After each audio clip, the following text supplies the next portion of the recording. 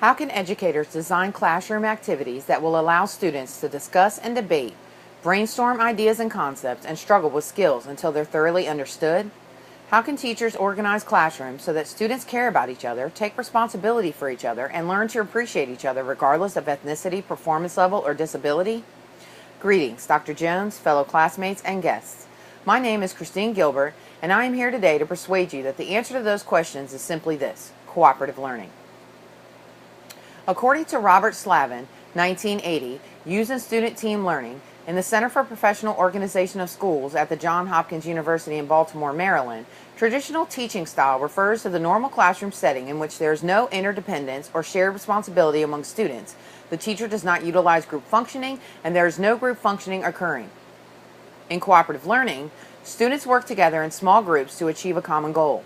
It provides a structure for group work based on three elements: positive interdependence, the success of the group depends on the success of each individual member; individual accountability, each student is responsible for learning the material; and social skills, the interpersonal and communication skills that are necessary for effective group interaction. It is very common for critics in education to view learning as individualistic and competitive acts. Schools seldom provide for cooperative planning for teachers, and teachers in turn rarely provide for cooperative practices to take place in the classroom, yet society is comprised of cooperative groups such as families, neighborhoods, political parties, teams, and clubs. Although these groups can possess competitive elements within themselves, if they do not work together to achieve a common goal, then they are all at a disadvantage. According to the statistics reported by the ASCD Cooperative Learning Series in 1990, with the Association for Supervision and Curriculum Development, in most classrooms, teachers structure lessons individualistically. This allows students to work only by themselves to accomplish learning goals. Students receive their own set of materials and work at their own speed, ignoring the progress of those around them. A student's efforts are evaluated on a fixed set of standards, and rewards are given according to their individual achievement. In this type of approach, a student seeks an outcome that will personally only benefit him or her and ignores the achievements of other students. According to Johnson & Johnson, 1983, the Socialization and Achievement Crisis, Our Cooperative Learning Experience is the Solution, in L. Bickman IV, Applied Social Psychology Annual, from Beverly Hills, California, Sage Publications, more than 100 highly qualified studies have evaluated various cooperative learning methods over periods of at least 4 weeks in regular elementary and secondary schools. 99 of these have measured effects on student achievement. These studies all compared effects of cooperative learning to those traditionally taught students. Overall, 99 studies in the achievement effects of cooperative learning, 63 found significantly greater achievement in cooperative learning classes than in control classes. That's 57%. Cooperative learning methods generally work well for all types of students. The benefits tend to be equal among all students, regardless of gender, race, academic achievement level.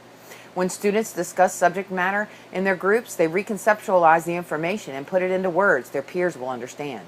This cognitive process promotes higher level thinking and reinforces learning.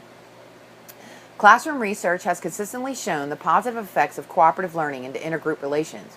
Cooperative learning experiences, compared with competitive, individualistic, and traditional ones, promote considerably more liking from students, and they develop considerable commitment and caring for each other, no matter what their initial impressions and attitudes towards each other were. And, according to the ACSD, follow-ups of intergroup friendships several months after the end of the group process still found students to be considerably close. Cooperative learning methods have been effectively used to increase the social acceptance of mainstream academically handicapped students and tend to promote more differentiated and less stereotyped views of other students, including handicapped peers, than do competitive and individualistic learning experiences. Students in cooperative learning groups have been found to have more positive feelings about themselves than students in traditional classes, as well as feel more liked by their peers, and that in turn causes them to be likely more successful academically.